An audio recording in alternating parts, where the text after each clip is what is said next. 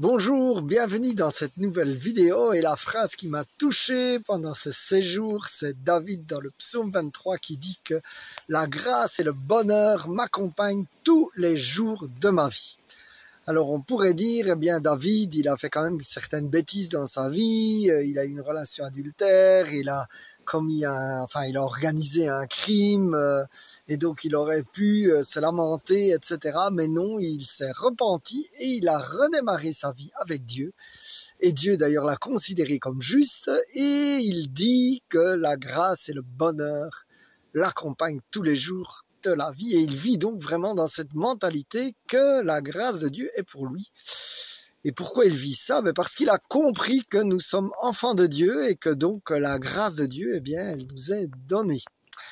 Alors moi, ça me fait des exemples de la grâce de Dieu, je pourrais en citer par centaines, puisque j'ai même écrit un livre dessus, mais j'ai pensé à cette fois-là au Chili, où c'était le 24 décembre et je voulais aller voir des pingouins à 150 km de là.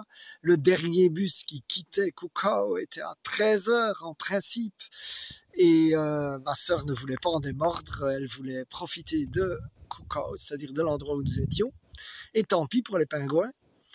Et j'avais prié et j'ai vu d'abord la faveur de Dieu, la grâce de Dieu. Lorsque nous sommes revenus de notre promenade à 8h, à 7h30 le soir, plus ou moins, eh bien, les gens attendaient toujours à l'arrêt du bus et le bus était tombé en panne et il allait arriver. Alors ça, c'était déjà la faveur de Dieu. Et puis, nous avons vu vraiment que la faveur de Dieu, eh bien, elle nous guide aussi dans la faveur des autres, puisque, je veux dire, ma sœur a couru aller démonter la tente, etc., pour pouvoir prendre le bus. Et de mon côté, je suis resté demander au chauffeur de bus d'attendre. Et le chauffeur de bus, il a fait cela. Et on pouvait dire pourtant que c'était le 24 décembre et qu'il avait autre chose à faire pour son réveillon. Et donc, le bus a attendu et puis tout le monde a applaudi lorsque ma sœur est arrivée en courant. Et nous avons eu donc ce fameux bus qui nous a permis 2 jours plus tard d'aller voir les pingouins en pleine nature, ce qui a quand même été un des grands moments de ma vie.